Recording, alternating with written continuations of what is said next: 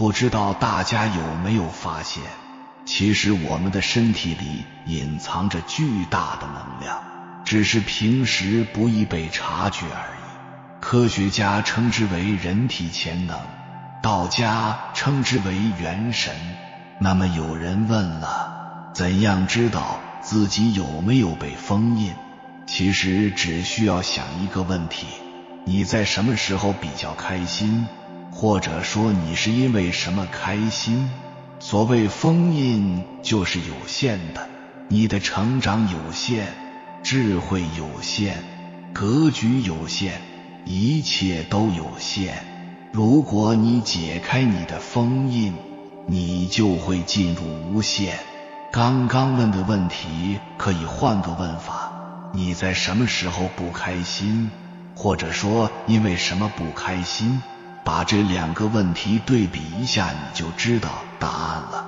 不管开心还是不开心，都来自于六识，也就是我们的眼耳鼻舌身意。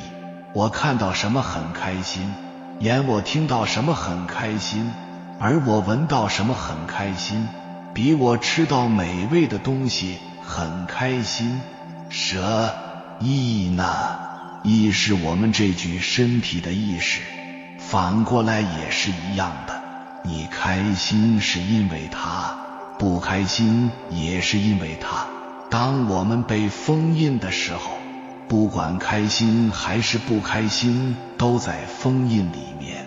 六识可以用一个词来代替，六贼。西游记里有一集，孙悟空杀了六贼，眼看喜，耳听怒，鼻嗅爱，舌尝思，意见欲，身本忧。那六个贼可以说是悟空的六贼，也可以说是唐僧的六贼，因为那时候他们都没有成佛，所以六贼的出现一定会被灭掉，所以孙悟空毫不留情地把他们打死了。每个人身上都有六贼，如果没有你，根本不能去体验。也就是说，六贼一直在我们的身上，我们的开心和不开心都来自于它。佛家讲封六识，可以得自在，得清净之心，得解脱。我今天讲的封印，有先天的封印，有后天的封印。我们先来探讨后天的封印。六识就是我们后天的封印。如果你在六识里面，当你觉得你看到的就是真相的时候，你就被你的眼睛给封印了。眼睛本来是两只，一进一出是一个平衡。我们生下来本身是平衡的，你把平衡给打破了，你把自己给封印了。你觉得你见到的一切都是真相，你看到你闺蜜跟你老公拥抱，你看到你老公跟别人吃饭，你看到的只是你看到的。但是当你把它当成真相，觉得这就是真实的，觉得他们这样做对不起你，当你这样想的时候，当你只看到一个面的时候，你被你的眼睛封印了。眼睛只是让你看到而已，没有让你去识别。佛家讲封六识，进入清净之心的时候，还有识别之心吗？没有。所以不管是恶人还是善人，都可以成佛。但是如果你去识别了，这个人满手血腥，满手罪孽，他还能成佛吗？你肯定觉得他不能。当你只有一只眼睛看到的时候，另一只就被你封印了。耳朵听，你一听打雷了，下雨了，这是我们身体的一个惯性，或者说我们被我们身体植入的东西代替了。听到打雷就要下雨了。谁告诉你的？你的植入，你在三维空间的植入，三维空间给你的信息就是这样的。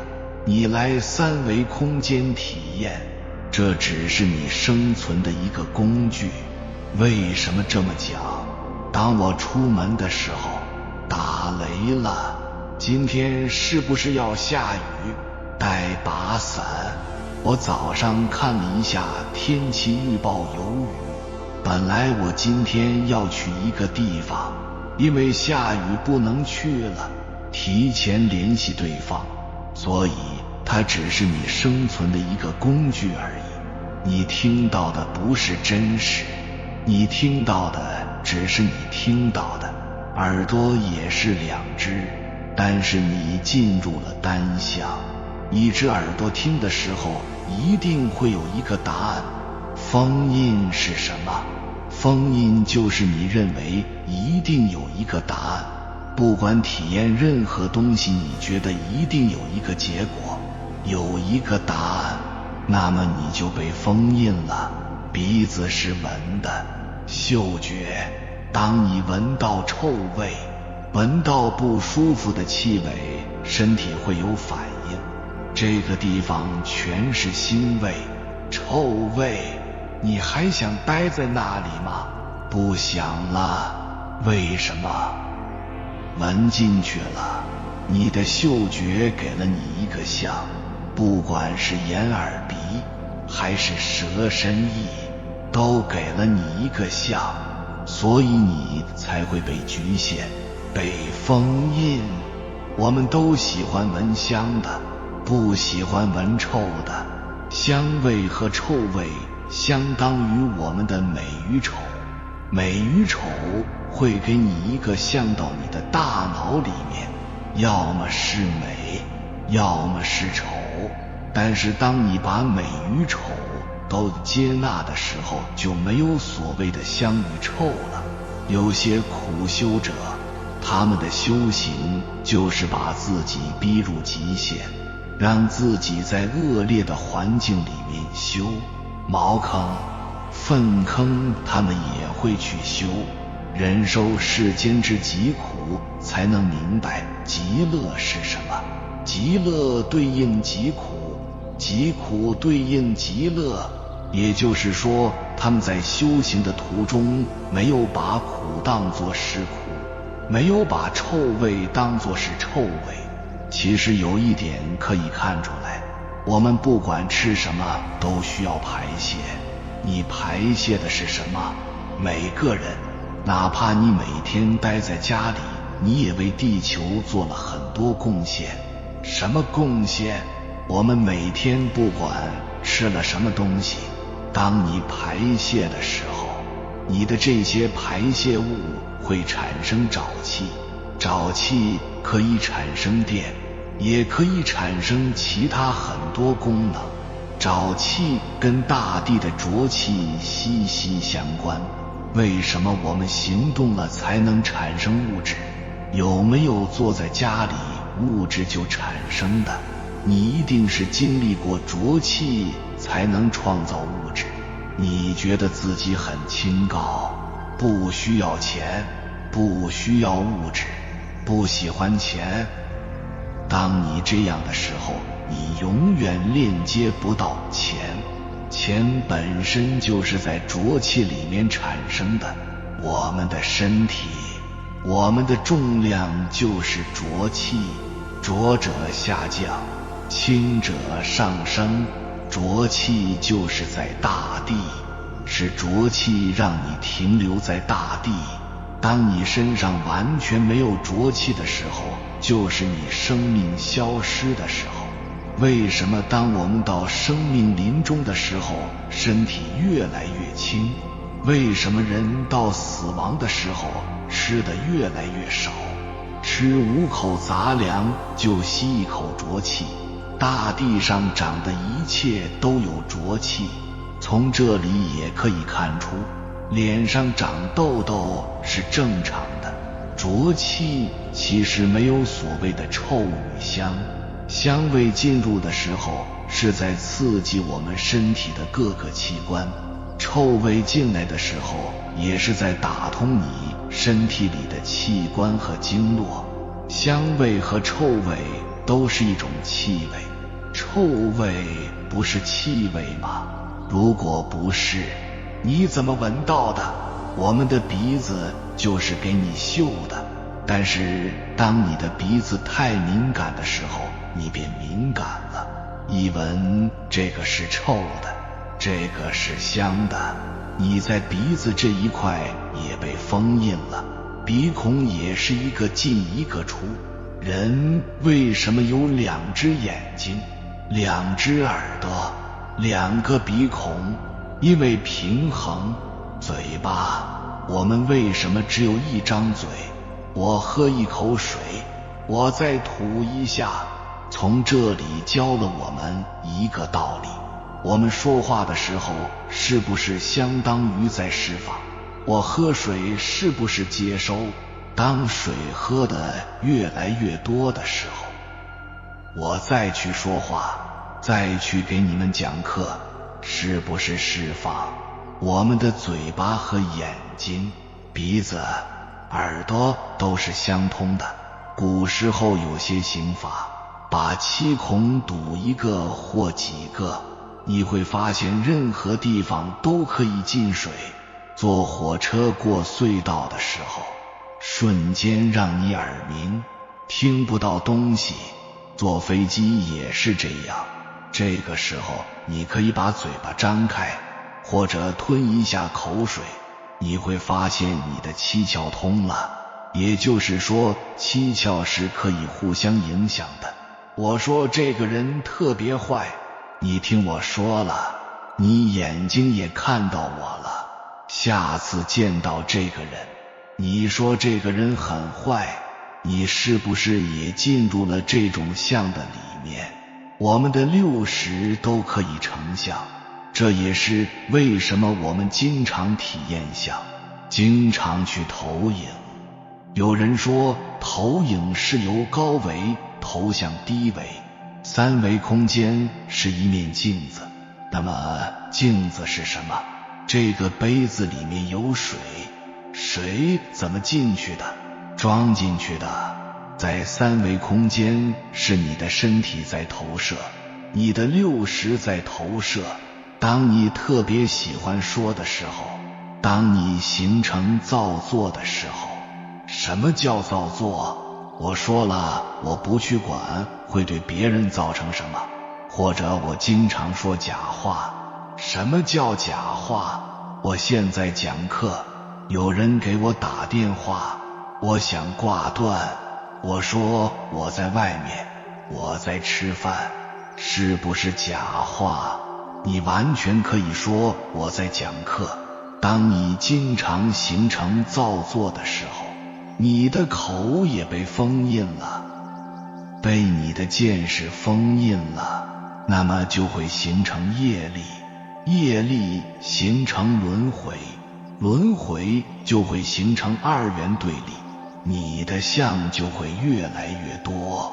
喜欢说假话的人，一生当中不管是做生意还是工作，会经历一连环的事情，甚至被人欺骗，结交的都是狐朋狗友。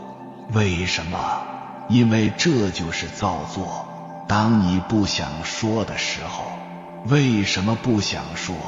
因为你怕我说出去会不会对别人有影响，我说的是对还是错。当你这样的时候，你是受见识的影响，见识也是你的经历，有见才有识，你识别了好和坏，所以你不敢去说了，又进入了你的封印。舌长思，思是什么？思念。我尝到美味的东西，过段时间还想去尝，但是我们觉得好吃的地方就一定有不好吃的地方。有一部电影，有熊谷守一在的地方，影片快结束的时候，有一个建筑工程师找熊谷守一点评他小孩画的画。熊谷守一说拙劣，但是后面他加了一句拙劣也是画的一种，当你用笔点一下的时候也是画，这不是画吗？一定要画个人，画个像才是画吗？点一下也是画，因为你是在一个空白之处点的，你是在加入东西，这都叫画。再回到舌头，好吃的不是吃的吗？不好吃的不是吃的吗？当你喜欢吃一家东西的时候，你会吃腻，为什么？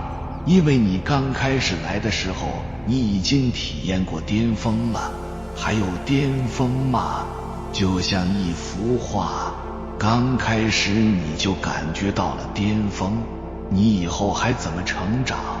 我们来这个三维空间，来地球体验的时候，你一下就体验完了，还怎样去体验？你还能装什么？所以人为什么要慢下来？慢下来才能装进去，才能装进你的身体，而不是装进你的六识，装进你的见识，装进去才能提炼精髓。你们吃的食物不也是在提炼精髓吗？你吃的任何东西，荤的、素的，都会在你的身体里面形成能量，供养你的器官、身体组织，这不也是同样吗？所以你去尝一样东西的时候，一定不要给一个答案，你不给他答案的时候，他就永远没有答案。善良，良是什么？良心不是说你去做一件什么事情就是善良。你在路上看到有人乞讨，你给他了，这一定是善良吗？我小时候是一个特别善良的人，那时候有人说你能不能帮助我一下，我的家人出事了，急需一笔钱，碰到这样的人都会去帮，因为他跟我说的时候，我觉得是真的，就送给他了。以前我不知道，现在知道了，我这样做只会助长他的这种行为，让他可以无限的这样骗人，助长他的口业造作。那么我是不是也是他的因，也在助长他的这种业力？所以真正的善不是因为你的行为，而是你的心。身是触觉、触感，我抚摸一下别人，别人抚摸一下我，是不是触觉？眼耳鼻舌身，为什么身在后面？身在控制我们的器官，控制我们的六识。眼睛能不能一直睁着？不能。当我累了，我会闭一下，眨一下。身体的控制。有人说，如果是这样的话，我们需不需要从头再来？你讲这句话是因为你还没有明白你的六识是由身体在掌控。当我们远离一个人的时候，会自然而然做出行为，脚步远离他，眼光远离他，耳朵远离他。如果我不喜欢一个人，不想听到他的任何消息，不想看到他出现在我面前，不想闻到他的气味，所以六识是由身体来掌控的。六识的封印也就是身体的封印，身体是让我们来体验这个大千世界的。身，感同身受，你跟别人有同感，你的身才能接受。你跟一个人的理念不同，价值观不同，你会不会跟他去做事？会不会认同他？很难，对不对？为什么我们的身体会排斥别人？这个排斥不是六识，而是身体。身体会排斥一个人，也会接受一个人。同性相吸，异性相斥。举个例子，电池，正极对正极会产生什么？排斥，但是没有创造。手电筒放电池的时候，一个正极，一个负极，电就产生了。如果你把它换为一个面，同性不能产生创造，不能发电。这也是为什么男女在一起的时候会产生无限的创造力。斥也可以理解为接引、接受。相斥的时候，两股能量需要磨合。我们跟异性接触需要磨合期，就像电一样，在磨合，在融合。当你排斥的时候，你就没有创造力了。脉轮里面也是这样，当你排斥异性的时候，你的创造力在哪里？你的活力在哪里？身体是我们的一个整体，身体代表了我们的眼耳鼻、血液、毛孔、毛发、皮肤，一切。所以身体一直在做一件事情，融合。当你对异性排斥的时候，你融合了吗？那么你的创造就失去了。融才能合，我们身体的细胞都在融合。当你排斥的时候，细胞就在排斥。有些人得癌症后去化疗，去用药物，你在干嘛？你在排斥你身上的细胞。你排斥它的时候，你还能创造吗？不能了。所以我们会发现，当你排斥你的身体的时候，你会很痛苦。你学的一切都是来给你海纳百川、万千归一的。你是一滴水，同样你也是一片海，但是在海里面，当你回来的时候，你还是一滴水，依旧是你的根本。所以我们的身体就在做融合的事情，融才能合，斥就会散。你排斥什么就会散开什么，你融什么就能合什么。我们的身体只是来给我们融合的，所以你要融你的家庭，融你的关系，融你的财富。你想要得到什么？你的物质越多，能量消耗的越多。当你消耗越多的时候，承载越多。你没有这股承载，你消耗什么呢？所以我们要融。我们可以把身体看作山，也可以把它看作是一。一是根本，外面的一切你都可以融。如果你只做排斥，你就把你的身体给封印了。当你排斥的时候，眼睛也会排斥，鼻子也会排斥，耳朵也会排斥，舌头也会排斥。这是我们的身体。我们的一切不是身体来掌控的。我现在突然挥一下手，是因为我想到了才挥的，还是我无意识的去挥的呢？我没有想就挥了，意识在掌控你。所以眼耳鼻舌身意排在最后，意掌控身体，身体掌控六识。练武之人说，意道气道，气是我们身体里面的气。给你身体一个意识的时候，你身体里面的血液、器官、气息都会这样去做。假如你现在做冥想，99归一，如果你的身体是通透的，一下就可以吸上来，当你吸的时候，谁在掌控？意识。我们人都会被自己的潜意识所掌控。意识掌控身体，从而掌控你的行为，掌控你的眼耳鼻舌身意。意后面也有一个识，一切识都是因为有识别，识别就会有好坏。当你的意识开始识别的时候，你的身体就会给你好坏的标准，就会给你好坏的念头和投射。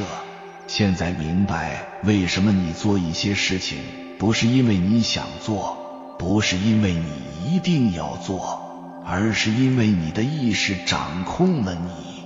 意识把我局限在这里，我只能坐在这里。意念，为什么念在意的后面？我的意识只能把我局限在这里。我的念头呢？我的念头已经超越我的意识了。所以如果你想要链接你的高维意识，想要有神性，想要链接神通，一定要让自己的念头无形无相，一定要让自己的念头不被局限。人之所以被局限，就是因为你不允许自己尽情地去想象。意之所住，念之所在。你有没有想过，你的一些行为是怎样来的？真的是你的大脑给了你信息你才去做的吗？意识比大脑更快，意识掌控大脑，大脑控制我们的身体。大脑里面有 DNA 细胞、神经组织。我现在动一下我的手指，我身体里面的神经组织有没有动？动了。这个动来自哪里？大脑传递过来的，而大脑是因为我的意识给它传递了。所以你认为发生的事情都不是现在才发生的，发生了很久。所以意识掌控我们的身体，意识让我们有局限。心经里讲无眼耳鼻舌身意，为什么？因为眼耳鼻舌身意只在三维，但是人生下来的时候就不只有三维，要不然你就只能做有限的事情。我说你只能做乞丐，你真的只能做乞丐吗？我说你只能做一个搬运工，你真的只能做一个搬运工吗？所以眼耳鼻舌身意的封印来自灵魂，灵魂记忆，灵魂 DNA， 灵魂编码，灵魂编程都有。我们想要获得任何东西，一定会失去一些东西。你在这里看视频需要花费时间，物质是需要回流的，任何时候都需要回流，任何时候都是双向的。如果你只想走一条单行道，你永远在单行道里面，你永远都需要有一个结果。我想要去考大学、硕士、博士，我的年龄失去了。我想要去创造一些东西，我的身体健康有可能失去了，光阴失去了。我想要创造生命，我的精子失去了，精子是有限的，所以生命也是有限的，一切都是平衡的。本身我们是一道光，一段编码，但是你来到了这个三维空间，来到了地球，你本身是从源头降临下来的，也就是从高维到低维、详维。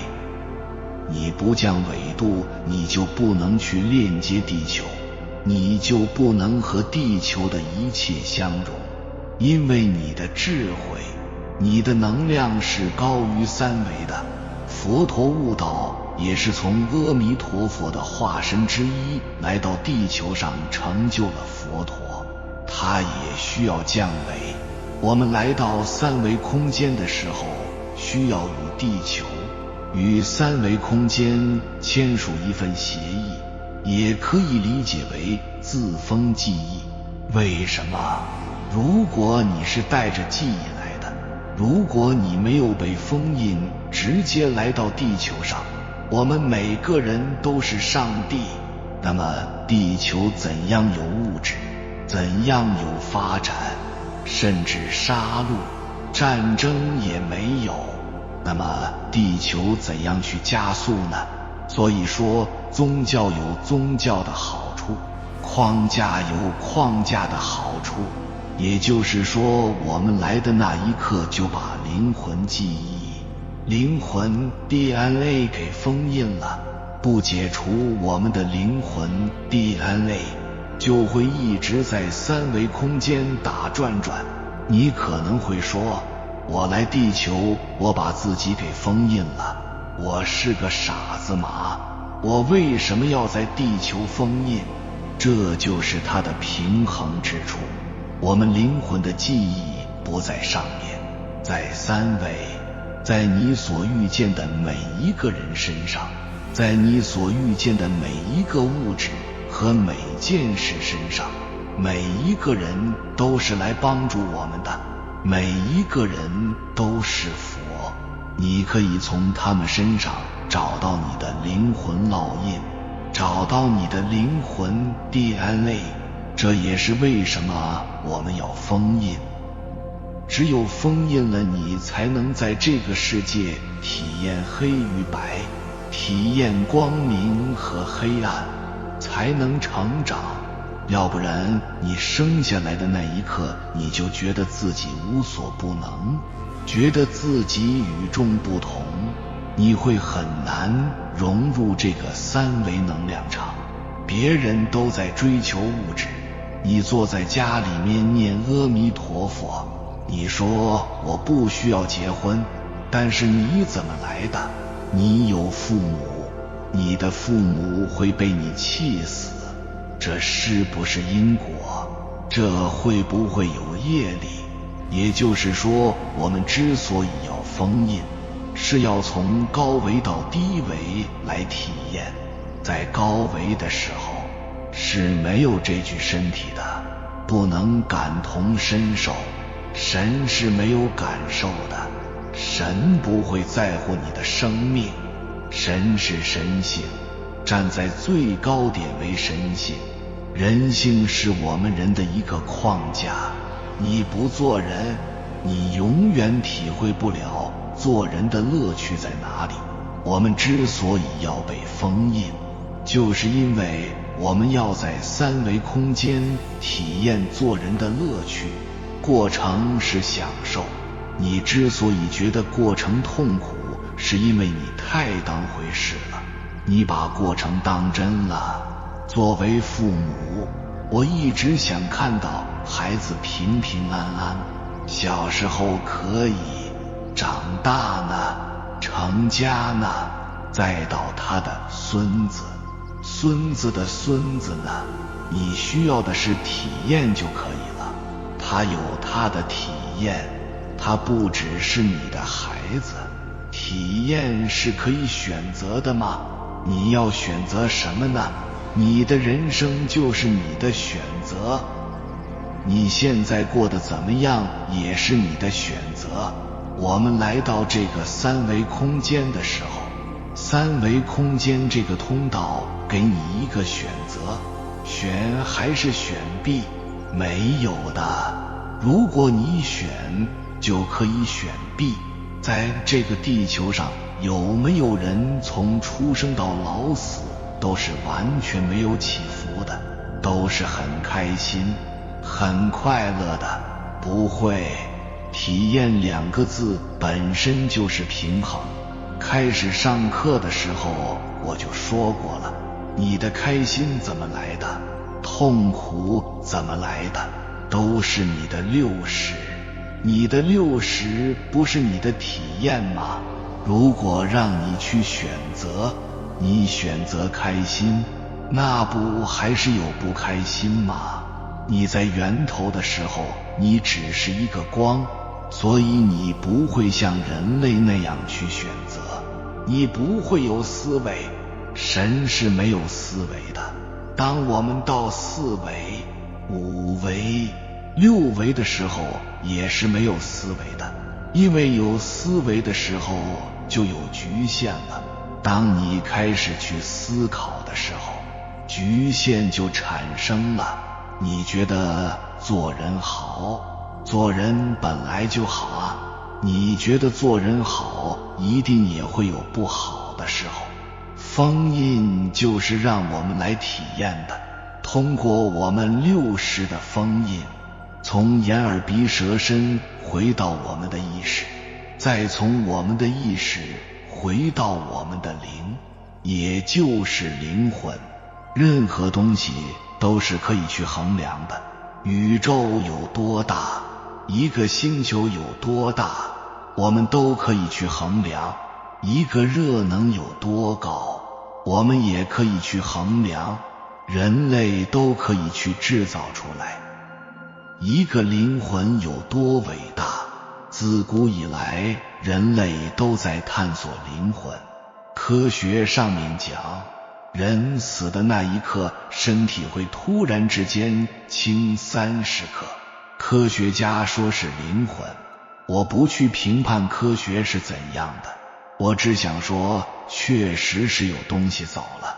灵魂是富裕的，不能单独存在。没有灵，哪有你的意识？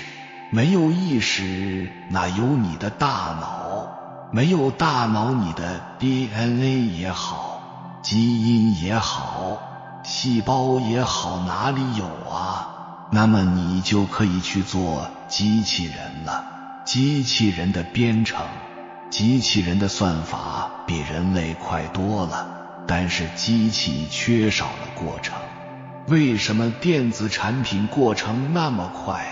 他们忽略了过程，只在意结果。任何一个行业，如果只在意过程不在意结果，一定会被淘汰。也就是说，灵魂在融合你的身体，融才能合，才能把灵魂活出来。所以我们经常说灵魂绽放，而不是肉身绽放。肉身不能绽放，灵魂掌控意识，意识掌控大脑，大脑掌控身体，身体掌控6识。很多人根本没有活出你的灵魂来。3维空间就像这杯水，杯里面装的就是3维空间，就是红尘，但是你体验的只是这个手指而已。你用手指去试探温度的时候，只是你的一个手指而已。很多人来到这个3维空间体验，就是这个手指在体验。请问你体验完整了吗？你体验的是烫的，它就是烫的马，它会不会变冷？会不会变温？大部分人灵魂都没有活出来。灵魂绽放的人在用灵魂行走，用灵魂体验3维空间。灵魂没有绽放的人是用身体在体验3维空间。身体就会有冷暖，就会有四季，就会有美与丑。灵魂没有，你的一切封印的资料都已经在这个红尘里面了，封印的钥匙也在这个红尘里面。每一个人都是你的钥匙，关键是你接纳了吗？你在这个人身上看到的是什么？你在这件事上看到的又是什么？你用身体活，你就只是身体；你用灵魂活，你就是一切。用身体活，你肯定能感受到外面。别人打一下我会感觉到痛，身体感受到的。你可能会说，别人打我就让他打吗？我没有说让你什么都不用管。还记得我说过，你念阿弥陀佛就是修佛吗？不是的，三维充满着变化，三维本身就是变化。你觉得链接一切难，那你就链接不了一切，你的人生就是有局限的。为什么你不接受？你可能会说，我只接受物质，我只接受金钱，我不接受那些让我痛苦的东西。没有痛苦你怎么成长？没有压力哪有动力？那就是你的物质，就是你的金钱。你看到了吗？你觉得允许一切难，那么你又怎么能得到一切呢？接纳一切不是说你是傻子，恰恰相反，你是用智慧在体验。我是让你做你的本性，不是让你做木头。木头也可以创造一切，也就是说，我们的封印都在这个三维空间，取之于三维，用之于三维。你之所以要封印，就是你要来三维空间来体验，那么解封印也必然在这里。你的钥匙就在这里。人有两只眼睛，两只耳朵，一只鼻子，一只嘴巴，两只手，两只脚，共10个。耶稣死的时候就是被钉在十字架上，他们把那天叫他的成道日，他们没有觉得那是苦难，没有觉得那是痛苦，反而觉得那是一种神圣的不可侵犯的仪式。有人说男人和女人不一样，一个是生殖器官，一个是子宫。不管是生殖器官还是子宫，它只是因为我们在两性的创造需要，但是可不可以不需要呢？人身上的任何器官，你把它拿掉一半，另一半还是可以体验的。比如做冥想的时候，有人说左肩痛，右肩痛，左脚痛，右脚痛，都会形成封印。本身我们就是被封印的，我们一直在寻找被封印的钥匙，但是钥匙就在我们身边，你却视而不见。当你把封印解开的时候，你的灵魂 DNA 就解开了，你就会链接到很多信息，下载信息，链接门户。也就是说，你不是只在地上，你也可以在天上，你可以去行走，也可以去奔跑，同样也可以去飞。从这里就可以告诉我们，封印是没有好坏的。我们之所以封印，是因为我们要体验这些东西。有人说，既然是体验，吃喝嫖赌也是体验，那何来单业？那么我问你，吃喝嫖赌你享受了吗？你是过了那个点，过了能不造业吗？本身我们吃东西只是为了生存，但是你就是想吃好吃的，你吃的欲望，你已经不在吃本身上面了。喝也只是为了让你维持身体能量的平衡。玩呢，玩也是我们的体验。我们去游乐场是玩，那么你在物质里面，在感情是不是也在玩？有些人在感情里面不负责任，你是不是也在玩？玩本身是让我们找到新鲜的东西，或者说让我们探索未知，但是你把玩当成享乐了，你还在玩的根本上面吗？其他也是如此。任何东西大于根本就会有业，有什么能量就去做什么事，你没有那个能量，非要去做那个位置，你很快就会下来。有句话叫德不配位，必有灾劫。德的下面是心，你要用心来修，而不是用身体去体验。吃喝嫖赌是你的心在体验吗？你的心能吃喝嫖赌吗？是你的身体，你的身体大于了你的根本，你能不有业吗？封印有3层，第1层灵魂 DNA 的封印，第2层先天的封印，第3层后天的封印。先天是你在你母亲子宫里的时候，你什么都没有，什么都不懂，但是你是一个生命的时候，你接受了你爸妈的基因和 DNA， 你就被封印了。后天封印是因为你的60，当你把封印解开的时候，解开一层，你会更链接一层。如果你把你的后天封印解开了，你会链接你的先天，返本归元，从你的眼耳鼻舌身意回归到阴阳2气。阴阳就是我们的规则，道就是阴阳，也就是说你的封印从后天返回到道，就是你后天的封印解开回到先天。我们在这个3维空间要链接到，我们生下来的时候本身就是道，当你把你的先天解开的时候，再回到你的灵魂 DNA 源头，这个就是你的终极封印。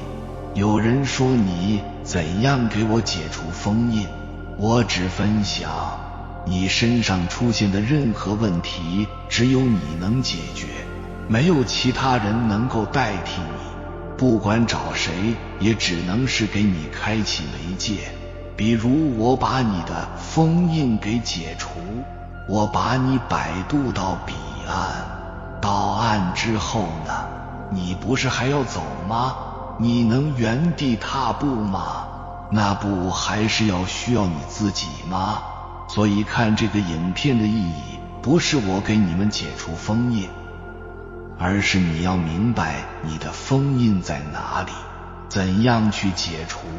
想要解除封印，首先你得回去，我们从源头来到这里，再从这里回去，回家的那段路，那段信息编码只在你的身上，我可以帮你开启一扇大门，你走出去了，还是需要你走，就像我能做你身上的一根拐杖，拐杖只是给你支撑的，走路还是需要你。这个跟大地是一样的，为什么有些人链接不到财富，就是没有明白大地是来支撑你的，走还是需要你自己，需要自己去行，去印证，去行动。大地只是给你踩，只是给你承载，大地不会帮你去行动，不会帮你去走。灵魂是回家的永远的钥匙，它一直在你身上，但是你把那扇门给关闭了，到处找门，这个就是解开我们的封印。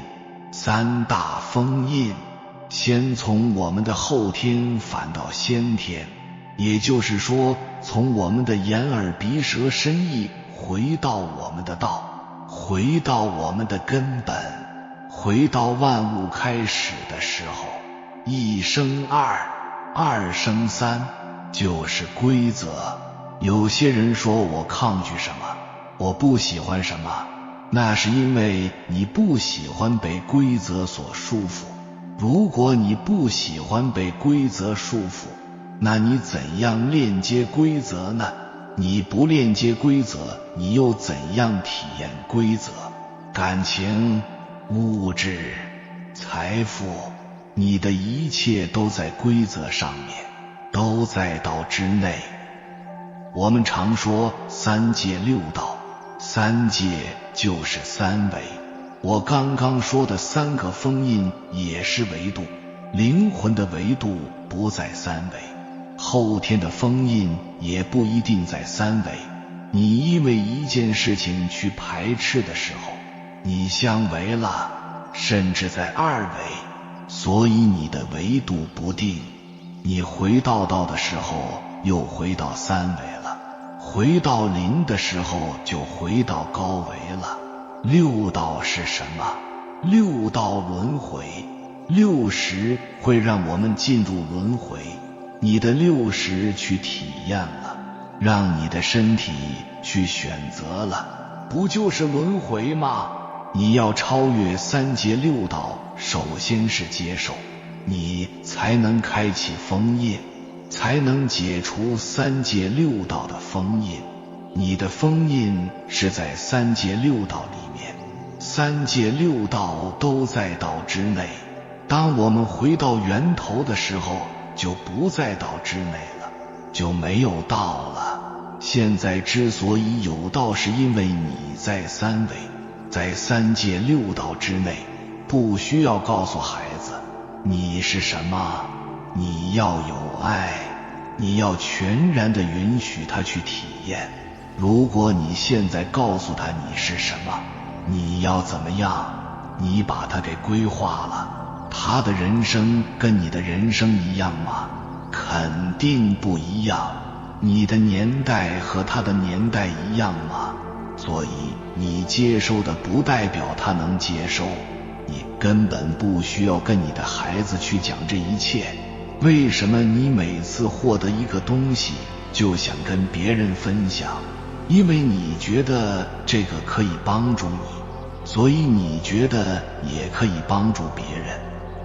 但其实别人根本不需要你的帮助，他有自己的路要走。父母想帮助小孩，你怎么知道他需要帮助？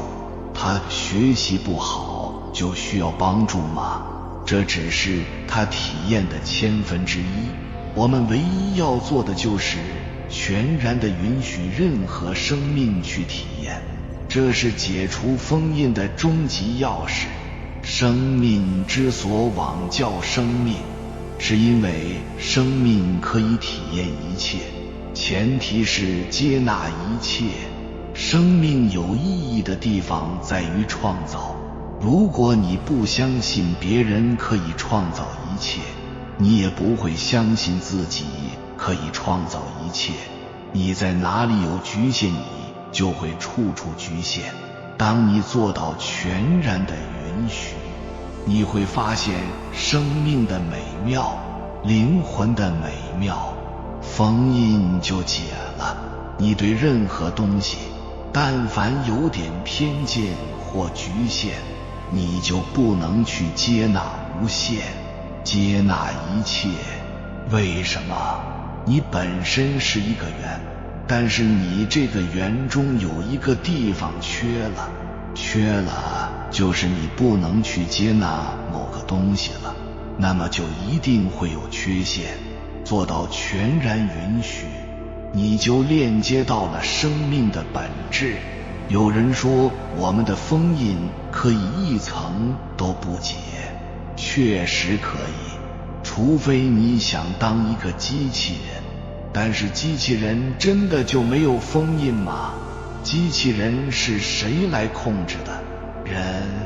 所以哪怕你是想做一个机器人，你也在道之内，你也被封印了。我不开启，电脑能开启吗？所以封印的这把钥匙就是全然允许。有些人说做不到，做不到很正常，因为你把自己给局限了。你需要更多的知识、智慧。为什么我们要链接别人？如果一个东西让你形成了判断，当你再去接收一个东西的时候，又是另外一个判断了。所以我们要接触形形色色的人，因为每个人都有他独到的智慧和经验。